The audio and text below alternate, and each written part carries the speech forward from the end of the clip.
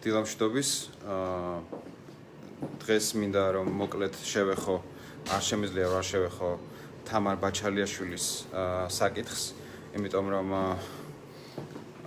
ცხოვრებაში ყველაზე ძიმე რაც შეიძლება მოხდეს ეს არის შვილის დაკარგვა და მე მინდა რომ პირველ რიგში მიუსამძიმრო მთელი გულით მის ოჯახს ამ ძიმე პერიოდში და ვისაუბრო ბოლო პროკურატურის მიერ ბოლო გაჟღერებულ ვერსიაზე, რომლებიც ირიბად იძახიან, რომ ეს არის თვითმკვლელობა და ეყრდნობიან იმ ეგრეთ წოდებულ პირად ვიდეო ჟურნალებს, სადაც ის რამოდენიმე ვიდეოში იძახის, რომ თვითმკვლელობით და უნდა რომ დაასრულოს ცხოვრება. მე მოკლედ გეტყვით, რატომ არ არის ესე. ჩემი პირადი გამოცდილებით ჩვენ მე რამოდენიმე ვიდეოში ვთქვი, რომ ჩვენ ქონდა პრობლემა სახელმწიფოსთან 2016 წელს, როდესაც შევედით ტენდერებში და ჩამოშალეთ მონოპოლია ერთ-ერთ სფეროში, ეს არის მთარგმნელობითი სფერო. ფაქტიურად ყველა კონკურენტი, რომელიც უბრალოდ იჯდა და ფულს ანაწილებდა სხვა სამინისტროებში, როგორც ხდება ზოგადად, ჩვენი სისტემა ჩამოვშალეთ. ჩემს ურბს უკან არავინ არ დგას, არც დღეს, არც გუშინ, არასდროს და ჩვენ სუფთა ხელებით გავაკეთეთ ეს ამ ხელმანქანის წინააღმდეგ. თუმცა მოხდა ის, რაც უნდა მოხდარიყო. სულ რაღაც ერთ წელიწადში ჩვენი კომპანიები გააშავეს. მათ შორის ტურისტული კომპანია, რომელიც საერთოდ არაფერში არ შეერება. ანუ ფაქტიურად კომპანია გაიყვანეს დაახლოებით მილიონიან მინუსში სულ რაღაც 2 თვეში. პატარა კომპანია, რომელიც მოგებაც არ ქონდა ნორმალურად, პირველი წელი იყო მუშაობის. ამიტომ 800 ადამიანამდე დამიტოვეს ხელფასის გარეშე. კომპანიებს კიდე არ ვთვლი, ახლა 1000 ჯარიმები აკვირდეს, 100.000 ჯარიმები აკვირდეს, 5%-იანი ხელშეკრულების ჯარიმები აკვირდეს, ხელშეკრულების გაუქმების ღირებულების და ასე შემდეგ. მე ვფიქრობ, რომ ყველა ადამიანის ცხოვრებაში არის ზოგჯერ დგება ის მომენტი, როდესაც შენ მინიმუმ გაგიელვებს ესეთი აზრები. ჩემ შემთხვევაში მე არავის არ უსურვებ იმ პერიოდის გადატანას, რაც მე გადავიტანე. იყო ძალიან მძიმე სიტუაცია. ჩემ შემთხვევაში იყო არა 1 და 2 ვიდეო ჩემ თავთან, არამედ 30, 40 სურვილი. იმიტომ რომ ბავშვობიდან მე ვებრძვი უსამართლობას და როდესაც მინდოდა რომ ძალიან მაგარი კომპანია გაგვეკეთებინა და 1000 ადამიანი დაგვესაქმა მინიმუმ და დღეს 5000 ადამიანი დავასაქმეთ საქართველოს მასშტაბით, ხო? და უცებ ესეთ რეალობას ეჩეხები და ესეთ რაღაცას გიკეთებს შენივე სახელმწიფო, რომელიც იმისთვის არის ის ტენდერები, რომ დაუზოგო ჯანსაღი კონკურენციით თანხა. ჩვენ პატარა კომპანიამ 5 მილიონი ლარი დაუზოგეთ დღეს მდგომარეობით სახელმწიფოს, იმიტომ რომ ჯანსაღი კონკურენცია შევქმნით. მიიყვან იმ მდგომარეობამდე, რომ მე ფიქრობ თავის მოკვლაზე. ანუ პატიოსანი ადამიანი, რომელიც გაწირე და მიიყვანე თვითმკვლელობამდე ფაქტიურად. და მე გადაურჩი ამ სუიციდურ აზრებს დახმარებით ფსიქოთერაპიის და დახმარებით სხვა პრეპარატების. რატომ გეუბნებით და გიყვებით ამას? და სხვათა შორის ჩვენი კომპანიები დღეს არის მე-5 წელია პირველ ადგილზეა მაინც ამ ხელამანქანას შიშველი ხელებით ვებრძოლეთ სასამართლოებს საერთო სასამართლოებს ყველა სასამართლოს აღებული ჩვენ მაგათთან კონტრაქტი ჰქონდა. მაგათმაც გაგვაშავეს, ანუ ბრძანება იყო რა, ესეთი 63 ზედზე გაგვაშავა. სასამართლოებს სასამართლოში მოუგეთ. აი ესეთები ვართ ჩვენ უსამართლობასთან ბრძოლაში. და დღესაც ვერ გვეხებიან კი რა, საერთოდ ამოაგდეთ ის კონკურენტი და იმდენად მაღალი კლასის მომსახურებას თავაზობთ, რომ უკვე ალტერნატივა აღარ გააჩნიათ. რატომ გიყვებით ამას? იმიტომ რომ როდესაც ადამიანი იძახის, რომ მე მინდა თავის მოკლა, დამიჯეროთ ის თავს არ იკლავს.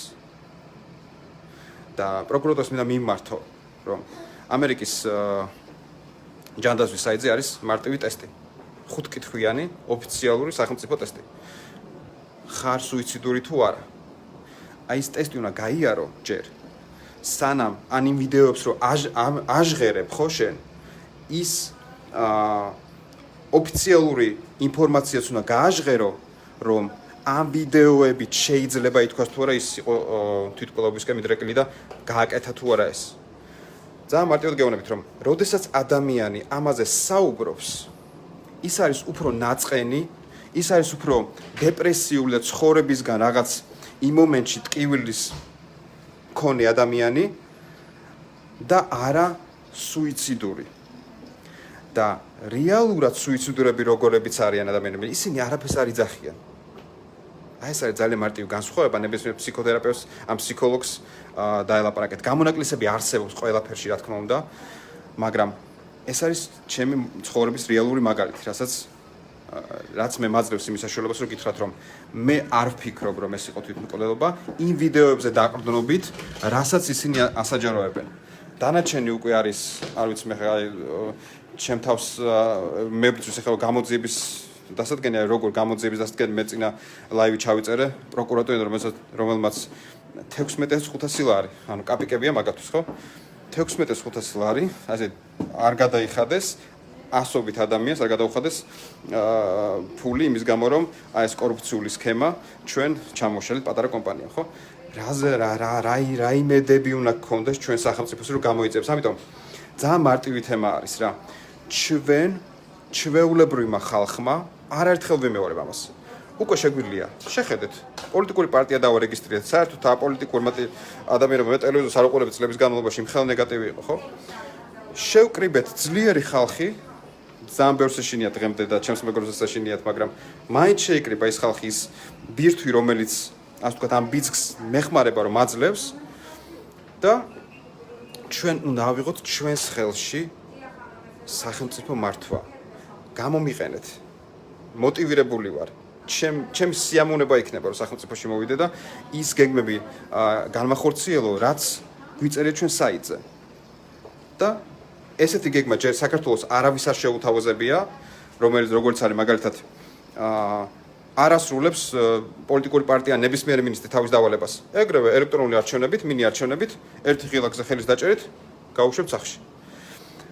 აი ეს არის, ესეთი მიდგომები გვინდა რომ თუ გვინდა რომ სახელმწიფო შეიცვალოს და სახელმწიფო მართოს ისეთმა სამინისტრომ და ისეთმა მინისტრებმა, რომ მათ ვენდოთ დამკვიდრდეს მშვიდობა, არ ქონდეს ამხელა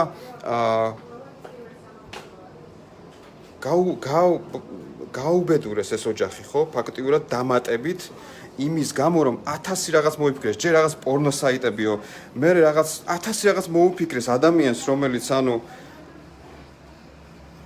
აღარ მინდა ამაზე გავაგზავნო საუბარი. ესეთ ქვეყანაში არ გვინდა ცხოვრება და მარტივი გამოსავალს გთავაზობთ. ჩვენ ვართ ერთადერთი რეალური პოლიტიკური ძალა, რომელსაც აქვს იმის შნორო გამოასწოროს ძალიან მოკლე პერიოდში ეს ყველაფერი. ყველაზე მნიშვნელოვანი აქ არის ის გეგმა კი არა, ყველაზე მნიშვნელოვანი არის ის, რომ ჩვენს უკან არავინ არ დგას.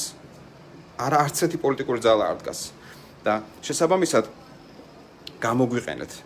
ასევე ბოლო დღე არის დარჩენილი შემოერთების, ვისაც სურვილი გაქვთ ხვალ არის დაახლოებით პირველ საათამდე ბოლო დღე, ვისაც სურვილი გაქვთ შემოერთების ჩვენთან, ეს იქნება საპარლამენტო სია თუ სამაჟორიტარო სია.